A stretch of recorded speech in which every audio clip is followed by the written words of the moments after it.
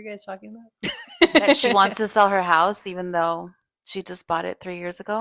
It's a headache. I don't want to be stressing over this anymore. You don't want water in your garage? Yeah, I don't want to deal with that. We don't want to deal with that. We don't want to deal with that. We don't want to deal with that. Repeating that? We don't want to deal with that. Oh my God, you let the cat out. Little baby. No, it's okay. Okay, so let's introduce you. Did you add questions in here? No. You did. I didn't. No? Oh, okay.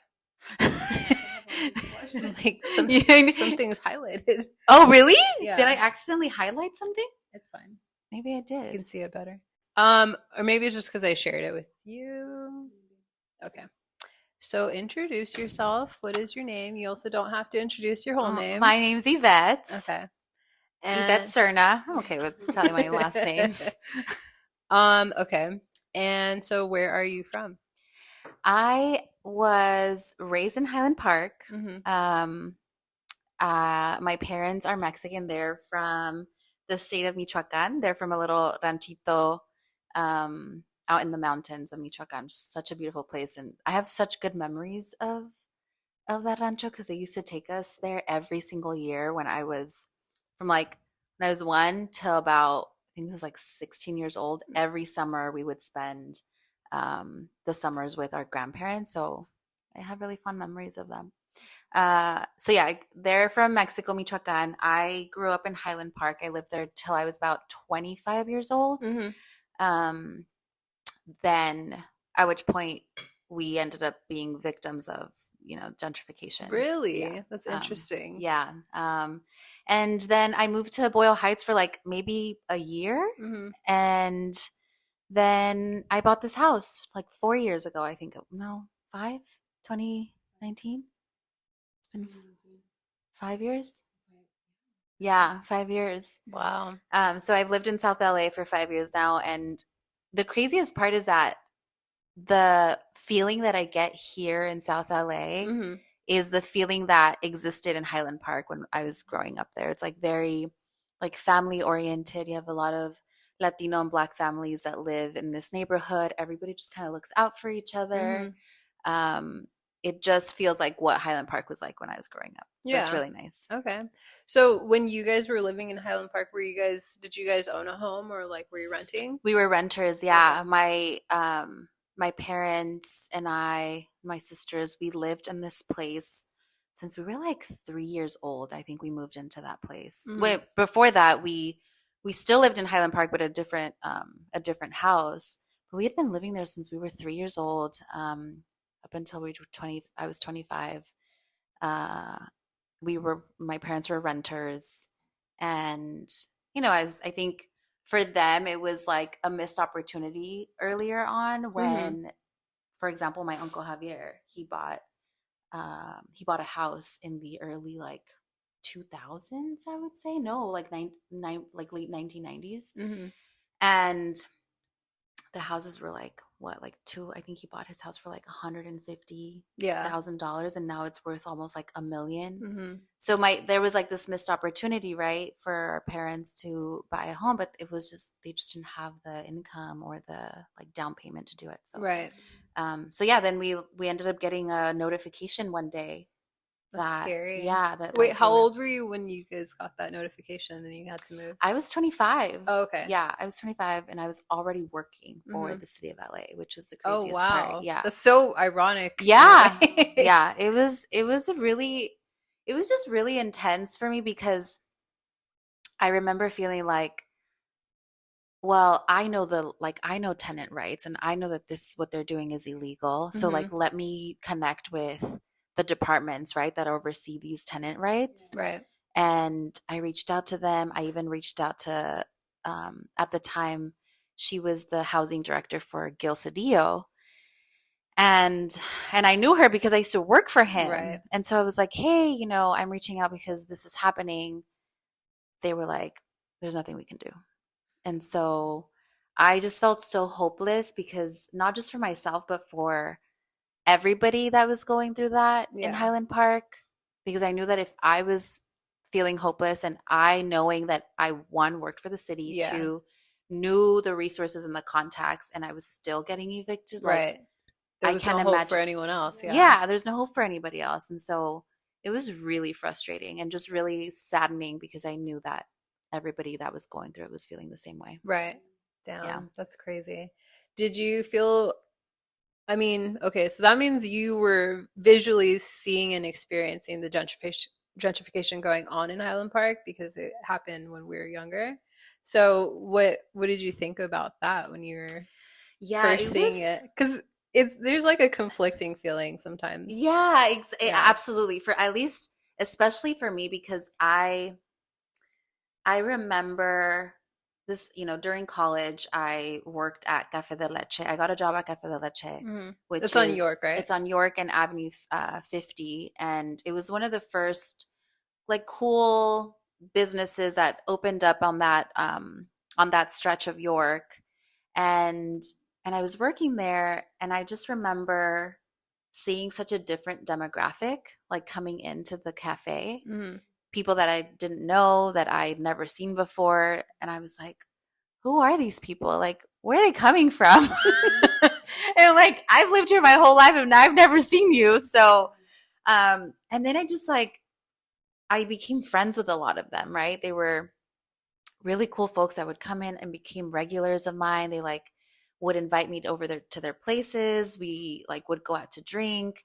They would, like they were really cool people that I was like, if I hadn't worked there, I probably would have never actually like interacted with them. Right. And so I, at the same time, I was noticing that there were tons of for sale signs going up on, the homes in Highland Park. I saw a lot of my friends that I grew up with having like they would had to move to other parts of the city or even outside of the city because that's when homes started to become really expensive. Right.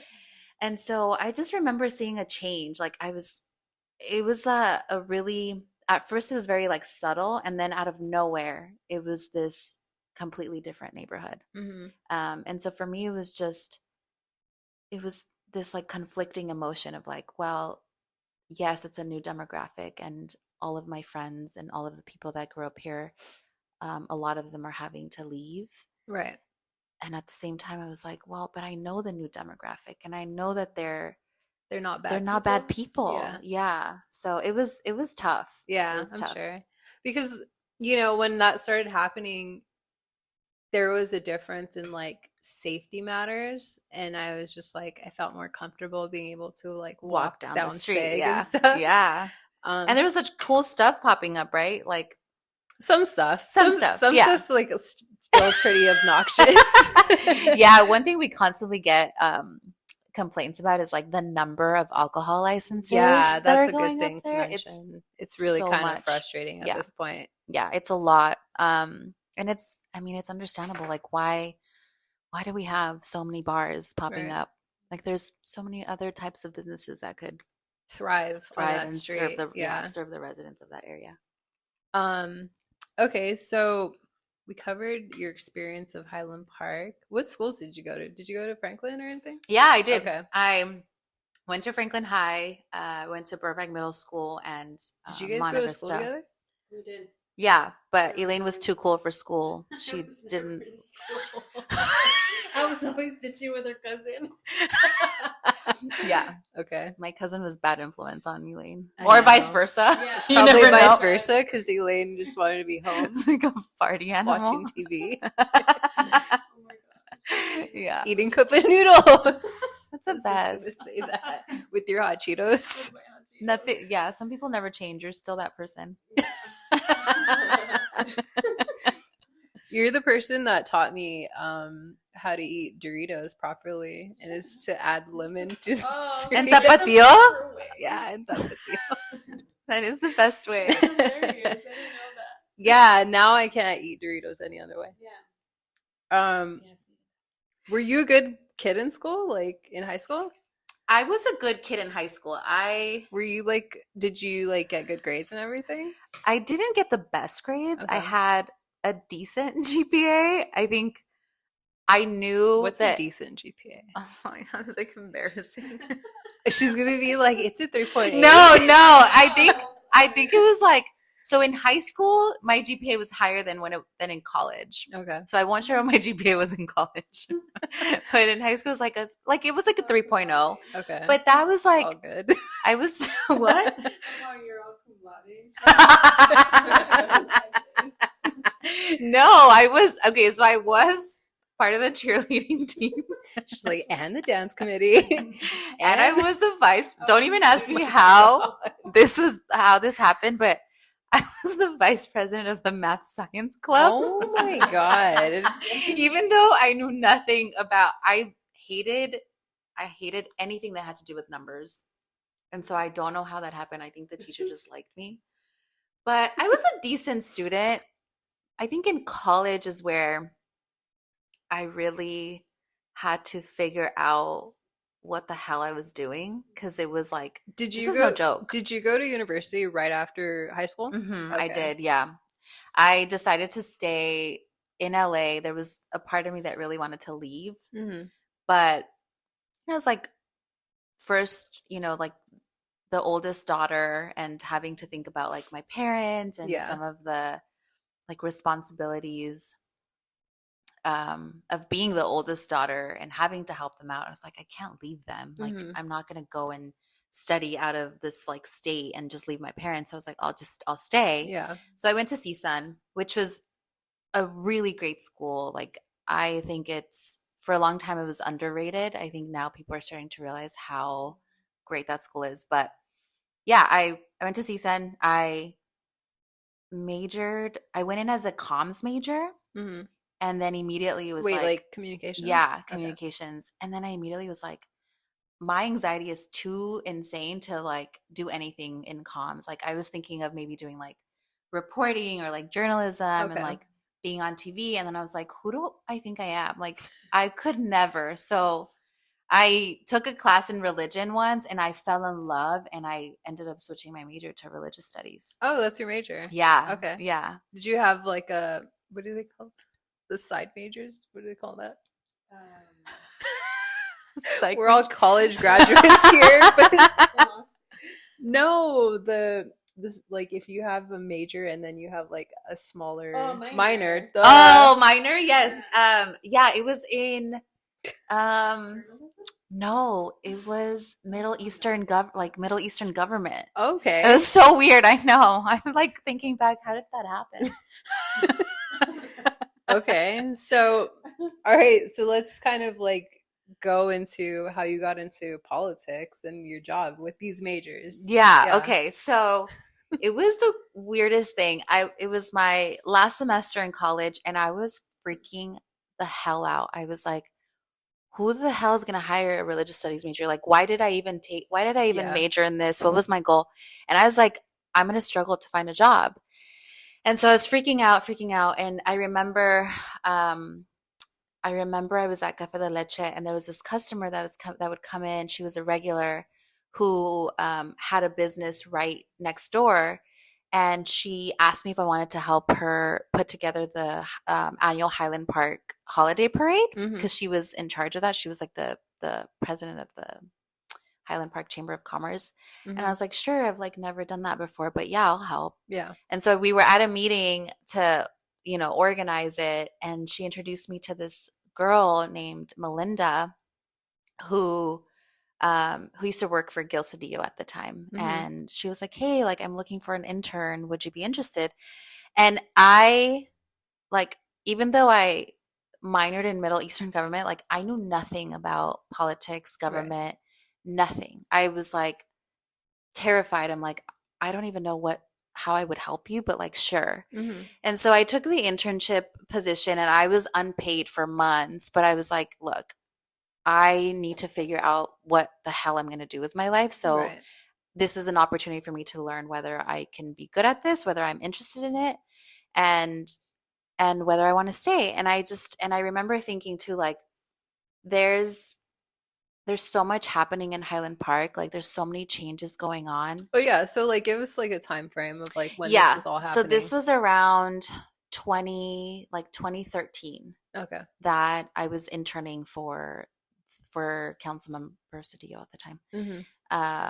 And so I was like ready to graduate, and yeah, by then Highland Park was already experiencing like 4 or 5 years of changes. Right.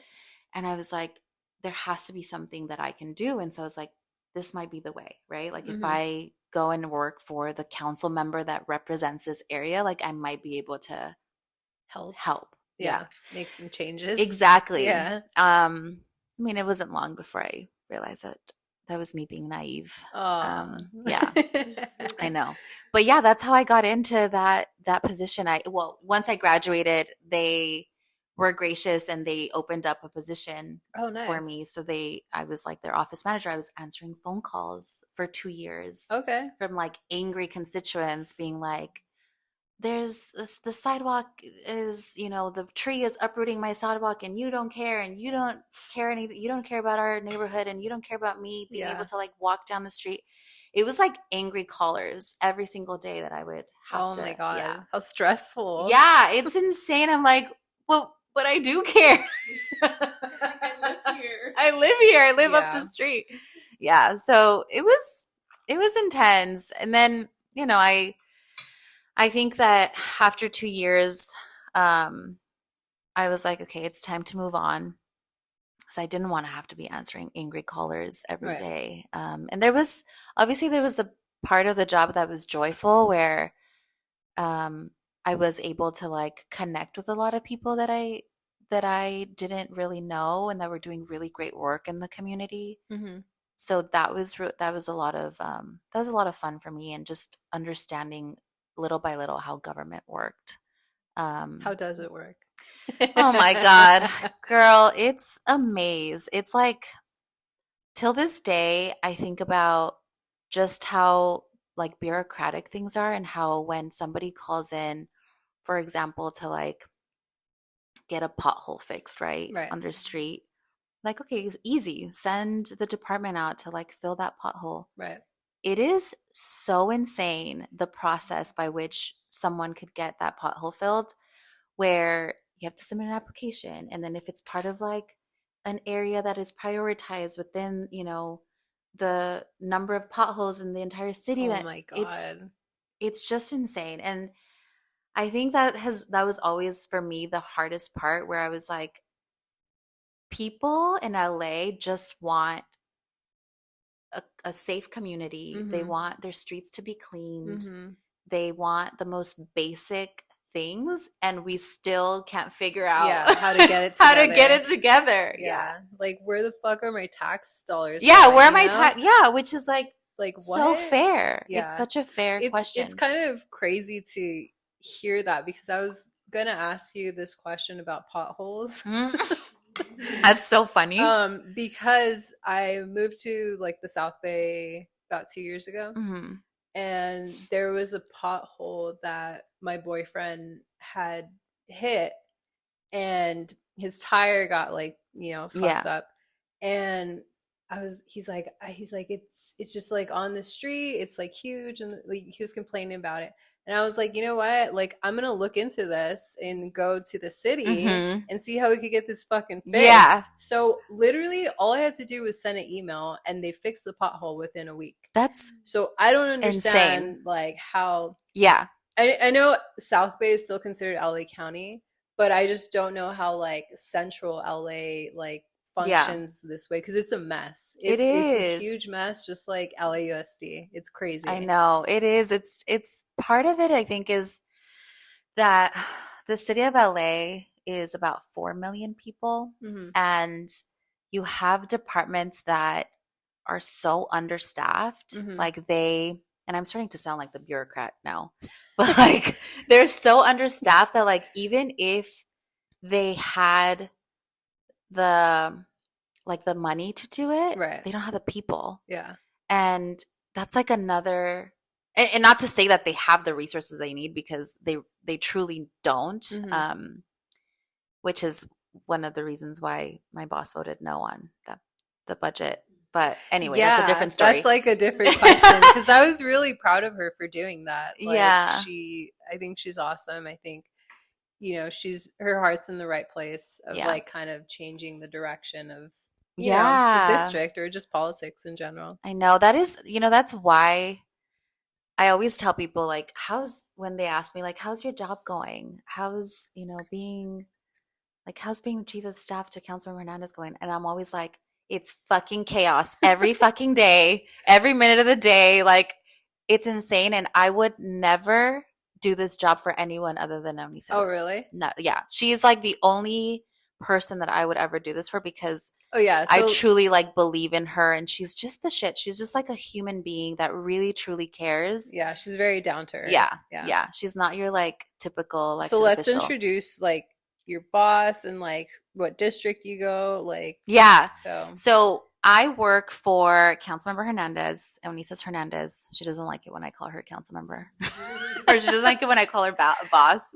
Okay, Onisis Hernandez. She is the council member for the 1st district, which encompasses the neighborhoods of Highland Park, Lincoln Heights, Cypress Park, Glassell Park, Chinatown, MacArthur Park, Westlake, Pico Union.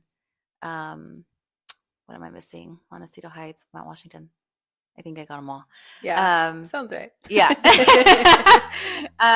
And she won her election last.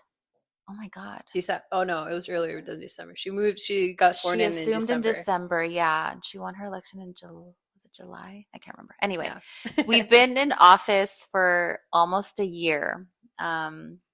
She unseated Gil Cedillo, who's the incumbent. Who had the scandal. Let's talk about that. Yes, it was that whole like audio leaked, the tapes that were leaked that I think for a long time were just like overshadowing all of the conversations and all of the work that we were doing in LA. Yeah, and that's another conversation my friend and I, because my friend and I had thrown 3 community events. One of them was in Lincoln Heights. The other 2 were in Highland Park.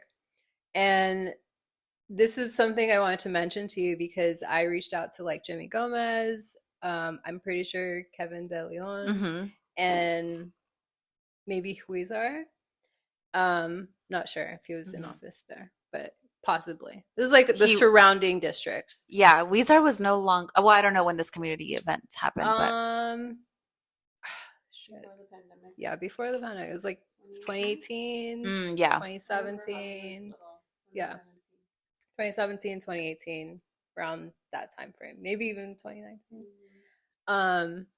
And so we reached out to these council members and none of them got back to us. We reached out to them multiple times and no one got back to us. The only one that did was Gil Cedillo. And so that's why there's like, we're grateful for the help that he provided him and his staff too. Because his staff was, a big part of it too. But no one else helped us. And so like for that, like we're grateful because, we couldn't, not that we couldn't have done our events without him, but like we needed help. He was the only one that responded, and that says a lot. Yeah. And I think like that gets easily dismissed. I'm not like defending him or like justifying what was said, but it's just like he helped us this time. And I know. And that to me is like the craziest part of all this is that when like the community residents of LA elect somebody, the least that they can get in return is like a response, right? From their elected official and the staff. Right. And it has become such a common thing where council offices just stop responding to their constituents. And I'm always like, if I ever hear that, from a constituent like, oh, we reached out to your office and it's been 2 weeks and we haven't responded, I'm like immediately go into like panic mode and like talk to the staff and I'm like, we are not going to be that office. Yeah. Like that is not going to be us. And even if it's like responding to folks with an answer that they don't want to hear, it's still a response rather than leaving people on red. Or like if someone's trying to put a community event in the community, like let's say, yes, we can help you, or no, we can't. Right. But yeah, I think for Gil, he had really great staff. that really like kept that office afloat. Yeah. And shout out to Alfonso. He was like, he Yeah, was really Alfonso's awesome. great. Yeah, Alfonso was with Gil for a long Yeah. time, for years and years. And Yeah. even for that, like, I'm probably gonna have to edit this out, but like Alfonso being in like a wheelchair and like, Yeah. having a staff member that's like, Yeah, for sure. I think I it's, think that says something. of course, Giving yeah. people equal opportunities and stuff. Yeah. And I just thought that was cool. And he's a really cool person. Yeah, Alfonso is one of the people that I think, like I said, kept that office afloat. Yeah. Yeah. He Yeah, was the true. office manager? He was the or office manager, Okay. yeah. He and I were doing like similar work when I was there. Yeah. He Yeah. was really cool. So moving forward, I guess, or do you have any input from that scandal?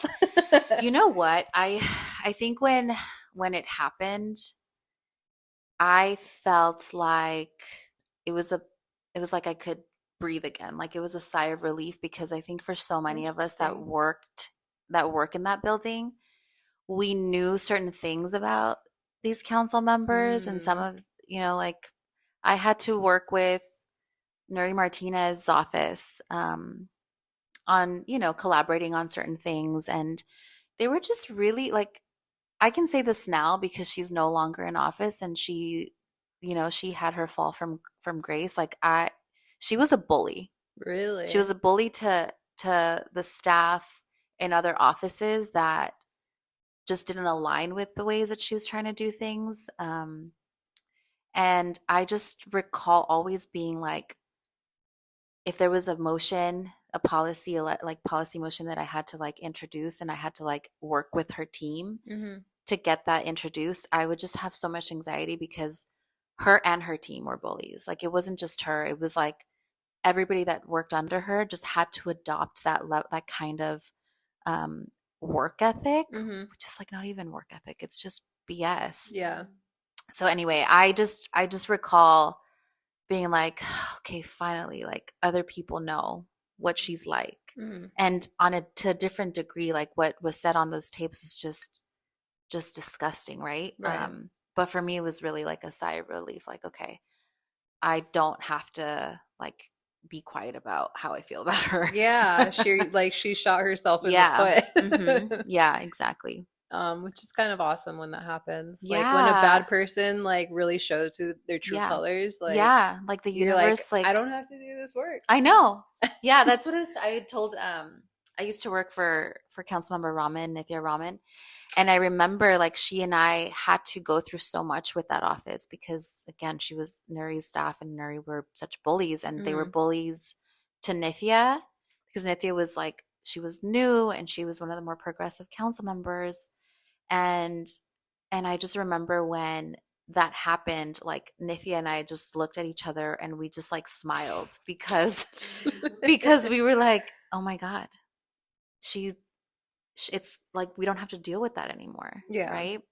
And we would just laugh about it, because we were like, sometimes the universe just does what it has to do to get rid of the shitty people, the bad people. Yeah, that's true. Yeah.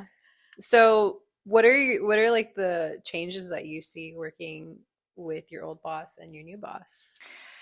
Or you don't have to answer that question. No, that's okay. I think because I've known Onisa since I was like 5 years old. Oh, really? Yeah. Oh, did you guys go to school together? Yeah, she and I went to school together. She also went to Monte Vista, Luther Burbank, and Franklin. And we weren't like the bestest of friends, but like we were friends. And so when she won her election, I was just like so proud of her, and just knew that like City Hall was going to change completely because of who she is. Right. And I think the difference between working for Nithya and working for Onisa's, so Onisa's is just like, she's a really friend. progressive. She's really progressive. Yeah. She's a friend, and we align on so many things. Sometimes I do have to like calm her down and be like, okay, chill, girl, because this is like a marathon. Like we can't just, try to shut down the entire LAPD, like the department like, from one day to the next. Yeah. But she's so excited about those things, right? Which is so fucking cool, because I'm like, we needed that. We needed that kind of energy to be in this building to like show people that it doesn't have to be this way forever. Like we can actually question and challenge the way that things have been going for so long. Right. And She's it's nothing- definitely a breath of fresh air. Yeah. I know. I agree. And which is why I go back to I could never do this job for anybody else. Like she's the only person. So what does your role like consist of? Like, Oh my God. Maybe- Every time someone asks me that question, I like freak out because I'm like, I don't even know how to explain That's a lot. what a chief of staff does. At least I know it varies by like, you know, like the chief of staff to the president is probably doing something completely different than what I'm doing. yeah. Right. But for the chief of staff to elected officials in the city of LA, I think it very much is just ensuring that the staff is okay, that our staff is protected, that our constituents are getting what they need, ensuring that the teams that work within the office are collaborating, that there's like systems in place, that is just operational. And I think it sounds so like broad, but It's a lot of work. Yeah. it's just like it's Yeah. so insane where I'm Wh- like, ask my sister, like I'm always on the phone. Like if I'm like having dinner, I'm getting a call and I'm like, sorry, I gotta take this. Like, because it's always like, Ivette, this is happening. Like, what do we do?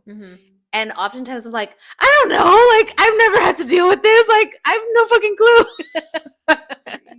But it just, you know, it's like, it's learning as I go and knowing that I don't always have to have the right answers. But yeah, and then I also have a really great team. Yeah. I have to give my best colleague a shout out. Her name's Helene. Without Shout her, out Helene. shout out Helene. Without her, I could not do this job. Really? Yeah, she's just so fucking smart, and she's the kind of person that like if there's a problem that just came up, her brain starts to like go 1,000 Find miles per hour, and solutions. she's like finding solutions. Yeah.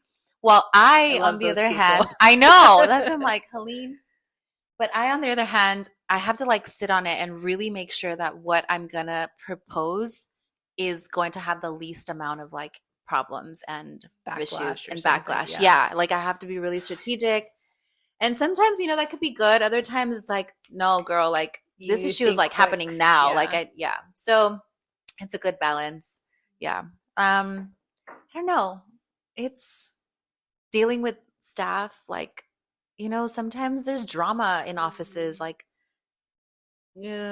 coworkers sometimes don't like each other. There's like the drama that happens, and then they're coming into my office and being like, this is happening in the office and I need you to fix it. And I'm like, can you guys just get along? Like, you're adults, Right. get over it. But it really is more than that. It's like having to really like take into account what they're telling me and like being a professional about it. Obviously, I'm here, I'm like, just fucking get along, but I can't tell them that. I can't tell them. I was just saying that sometimes tensions can be high because of all of the stress that's going on. The you know? morale in the Yeah. office, it's affected by that energy. So I'm like, before that happens, like I have to figure out the solutions. Right. Yeah. So, and then not only that, but are you also dealing with like businesses in the district? Mhm. Okay. Yeah, businesses are considered, you know, they're not, sometimes the owners of the businesses don't live in the district. They live outside of the district, but we still consider them part of our district, right? Because they're providing services to our constituents. Right. They're providing economic opportunities. And so, yeah, we deal with our businesses. With this, Yeah. okay. I noticed that your guys, I don't know where your guys' office is, but I noticed that the office in Highland Park is no longer like a council I member's know. office. So right before we assumed office, Gil terminated his lease. And okay. they left us with No no office. Yeah. Okay. I was like, I wonder if that was like her choice to like. No, it was, Okay. to be frank, I think that either way, we likely would have changed to a different office. Okay. Because I think she just wanted different energy. Yeah, that makes sense. And I do think that she wanted to open up an office in the parts of the district where the constituents aren't so aware of like how your government can help you, right? Because That like, makes sense. yeah, because I think in Highland Park we have folks that know very well who to call, Yes. what can we provide for you. Like they're Yeah. calling us often.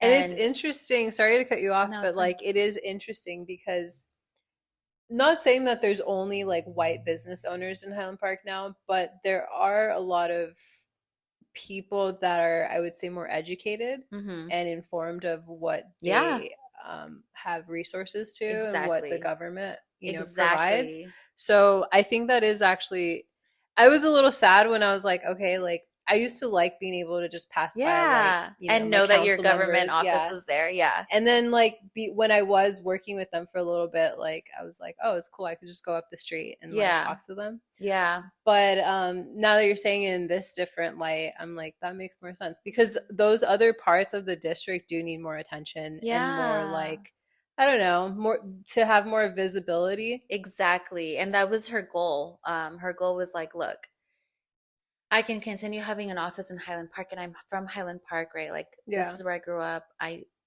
She's like, but I need to make sure that I am giving the attention to the communities that haven't for so long understood what is available to them. So like I want them to see my office and know that like they can walk in and ask like, what can you do for me? Because some of them don't know. Yeah. Yeah. That was gonna be, I think I sent you that question. What resources are you aware of that not a lot of people know about? Because I was mentioning. So then we started to notice that like other council members were starting to do like their weekly updates. Yeah. After her? Yeah, after her. Okay. And then I was like getting sent all of these like Instagram posts from like random people being like, look, like they're copying your office. And I was like, that's great. No, like it is great. I'm glad that they're learning that they need to inform their Inspired them. we did inspire them. It was just super cool. But yeah, so like for resources, there's just like you mentioned, the library is one of Onisa's favorite departments. Mm-hmm. They offer so much, and I think that we need to also, they have a really cool Instagram account, by the way. So yeah, it's so like whoever does their social media is so fucking witty. They're so cool. They're on top of it. Yeah. But yeah, like they offer like passes to like national parks, and they'll provide you with like the backpacking equipment. You can rent that out and it's free, and they do a lot of really cool stuff in the community. Mm-hmm. So aside from that, I think she and I were having a meeting with the Department of Water and Power the other day, and they were telling us that they have this program for homeowners who want to have a more like drought friendly landscape, where they will literally connect you with like their landscapers, and they will do the services either for free or for like a really cheap cost. Right. And I'm like, I didn't know that, and I work for the city. Like, why aren't we telling more people this? Right. Because I could literally like get rid of this stupid turf that I have on my house. And I didn't know that. So now I will be using them, because if it's free, like why not? Why not? So they provide like plants too? Yeah.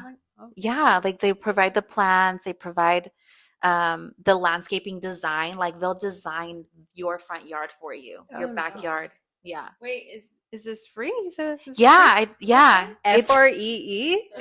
I know. Okay, so let me confirm that it's completely free, because I remember just being like, what? Like, if it's free, why haven't I done this? Yeah.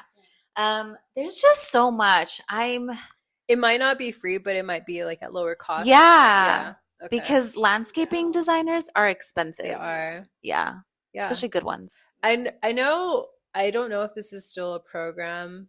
I think it was funded by the Department of Water and Power. It was like they were offering free installation of toilets. Yes. Do they still do that? I think they do still. Okay. Yeah. Yeah. They do. And that's like the thing is, all these departments need to do a better job at like connecting people, especially people that aren't on social media, right? Like my parents still don't know how to well, my dad doesn't know how to access Instagram. My mom does, but it's like for people like my dad, he would Right. never know of these things Yeah. unless like he was on social media. Right. My parents know of these types of resources because when, I don't know what you call them, the people who walk down the neighborhoods and like pass out the flyers, Like knocking on Mm-hmm. doors. Yeah, which is always really helpful too. And I think that it's unfortunate because I know a lot of people don't answer doors anymore. Yeah.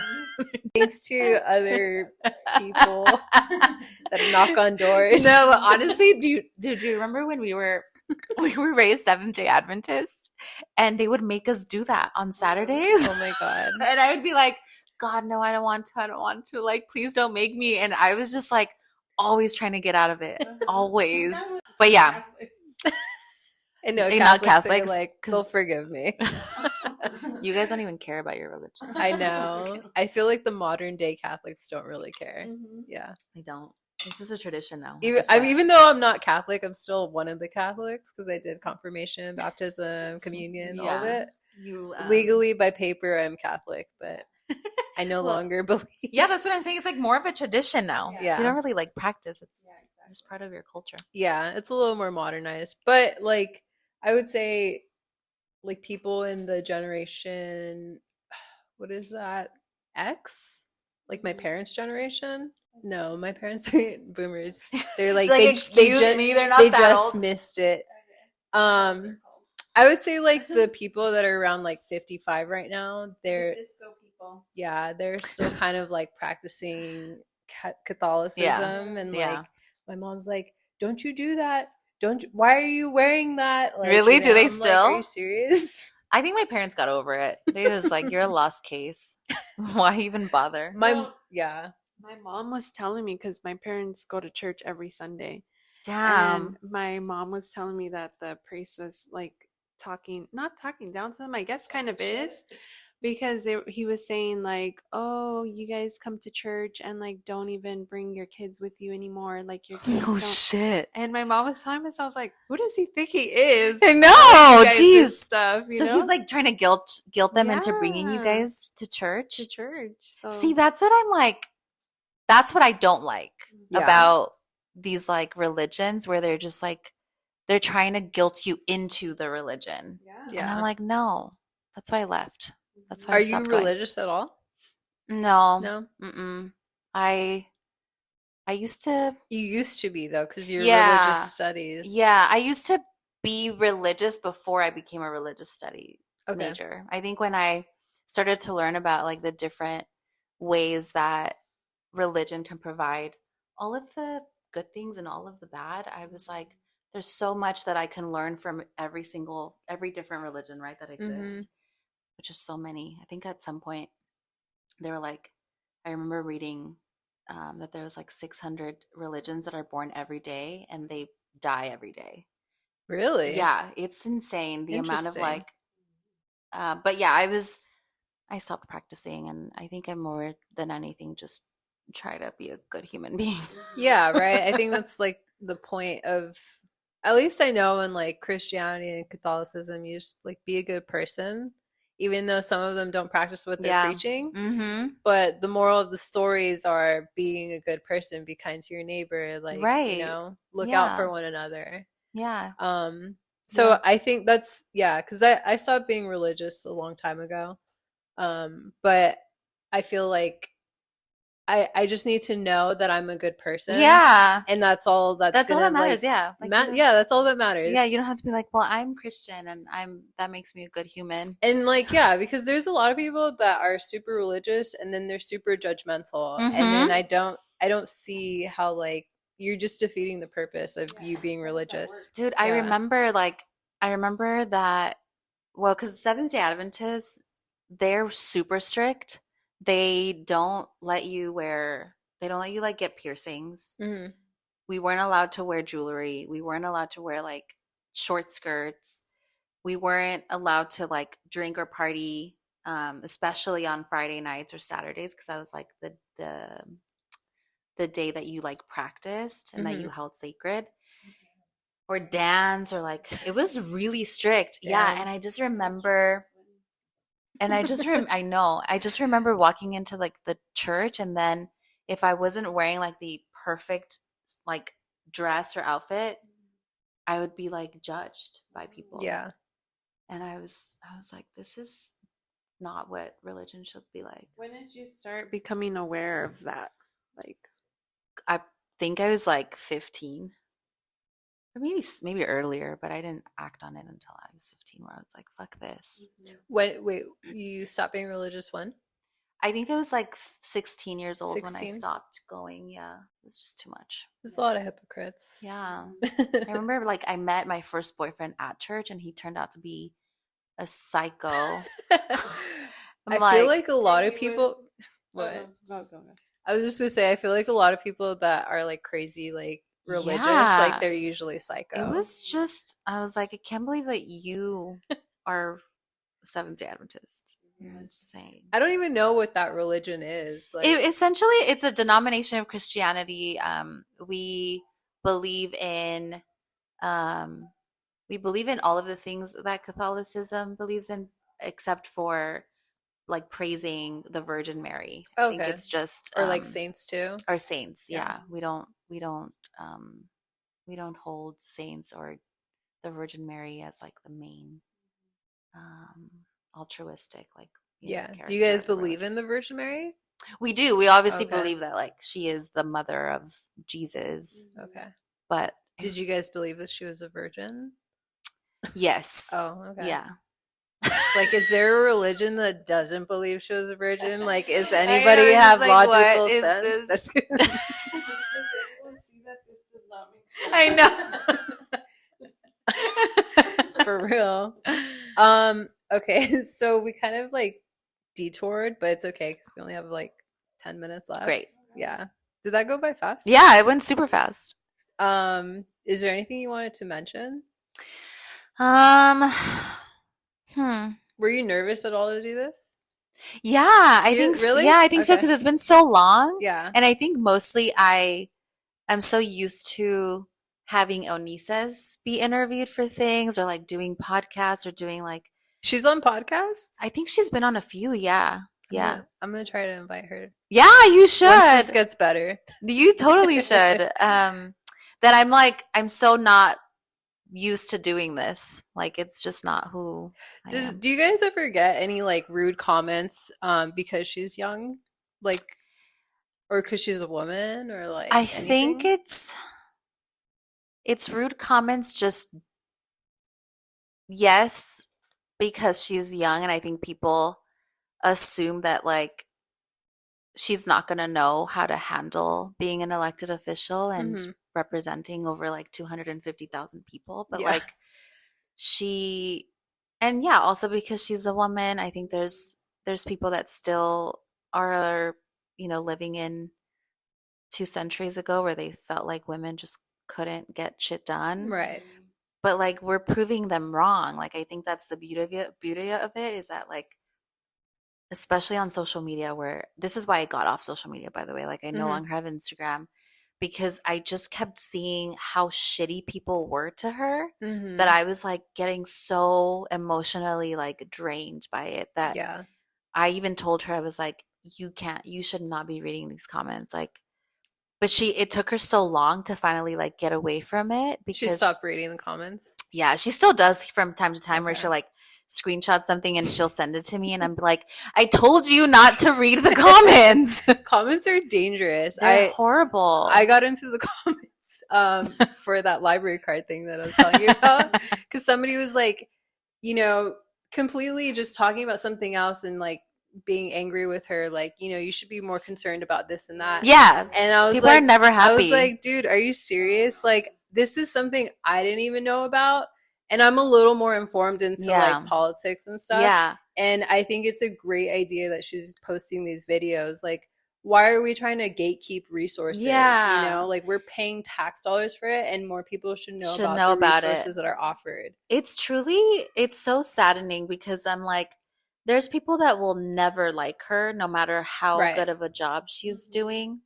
And of course, I'm not saying we're perfect. I'm not saying that our office is perfect. We're like 9 months in, and I'm like, we're still learning. Mm-hmm. But I think that people just will paint a picture of her and they're Right. never gonna like her either way. But exactly what you just said, that's like that with anybody. Mm-hmm. There's going to be those people that just don't like you because Yeah. they already painted a picture of who you are and they Right. don't want to like you. Exactly. And There's this one, there's this one account from Highland Park that they constantly are talking shit about her. And I think recently, this person was posting like photos of me and like really, like how are they my getting photos of information. you guys? There's like, I think we have a photo of me on like the website or something. And Mhm. he was like, yeah, Ivette Serna, like chief of staff, hates like white woman who hates Latino kids or something. And I'm like, you don't even know me. Like, you clearly don't even know who I am, like Mhm. where I'm from, and you're just gonna go out there and post all these like talk shit. And I'm like, but the issue with that is that the people that follow that account Mhm. believe what he Right. says, and I'm like, that is why again I went and I was You're like, just like, I'm fuck off. social media. Like, Yeah. it just, people are falling for this stuff. They don't even like fact check anymore. Right? There's just It's like crazy.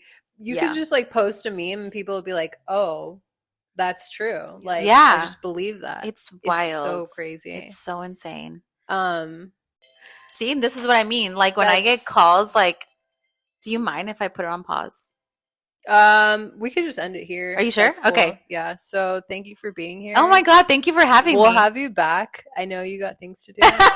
And like, do you remember how I was like, every time I get a call, it's like, oh my God, what's happening now? Yeah. I'll call her back. No, but this is so much fun.